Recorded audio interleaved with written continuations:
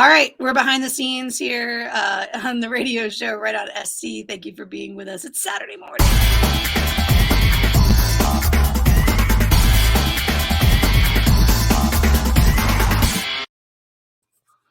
All right, we're back in the studio for the first time in a month, if you can believe that.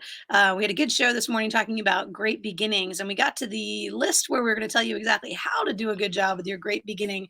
And it's kind of a generic list. So, one of the items on the list is establish the stakes of the story, what matters here. And what is interesting to me about this idea of establishing the stakes is that sometimes people try to put too much into the first page or the first page and a half. Right. So, you can't put it all there, right? Like you can't build the character's backstory, show us what's at stake, create the, here's my internal desire. Like trying to pack everything into the first page is really, really hard and probably would feel like an info dump. What do you think? I think so. I think but that's something you learn with time and experience. The more you write, the better you are at bringing it along, keeping it at a nice, steady pace without rushing everything in there. Well, and two, the more you read, right? So as you're reading these stories and you're thinking about your own first page, pay attention to the first pages that you're reading and think like, what do I like about this? What do I not like about this? What do I wish I had known on the first page of the story?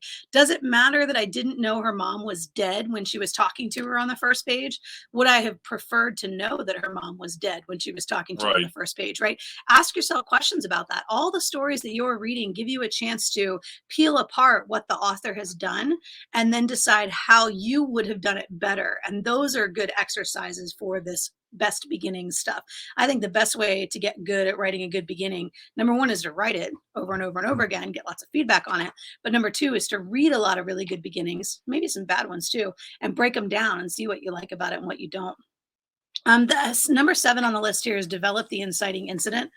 Does the inciting incident need to happen on the first page, Rex? What is the inciting incident again?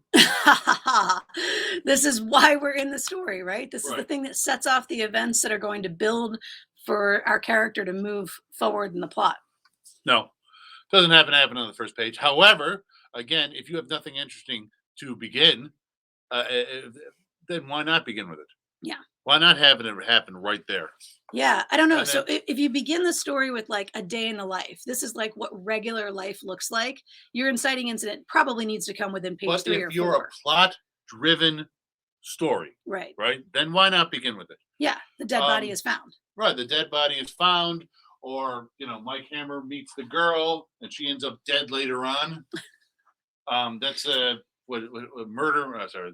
Well, that was another don't. My gun is quick. That was another don't begin your story with a character you're going to kill soon.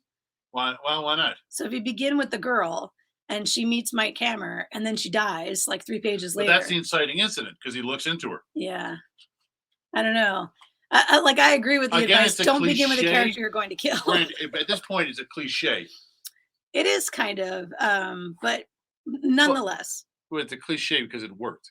If you read enough stories and you pay attention to what those stories are doing well and what your story is trying to do, maybe think about how you can apply their techniques to what you're working on. I'm a big fan of beginning with dialogue. So if you read anything that says don't begin with dialogue, be wary of that. Yeah, well, all these don'ts, except for don't begin with a dream sequence and don't begin with waking up, I think are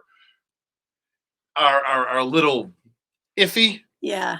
Other people's advice. Well, I'll put it this way. Salt. If you want to start it that way, think of how to do it differently. Make it unique. Don't do it. Yeah. Again, if it's don't do it like everyone else does it. I think that's the real advice. Don't start like everyone else does. And the best way to test it out is to take it to your writers group, your critique group. And if you're looking for one, go out to myscwa.org and find it. Thanks for being with us. We appreciate you guys. Thank you, patrons, for your continued support of the show. We'll see y'all next week.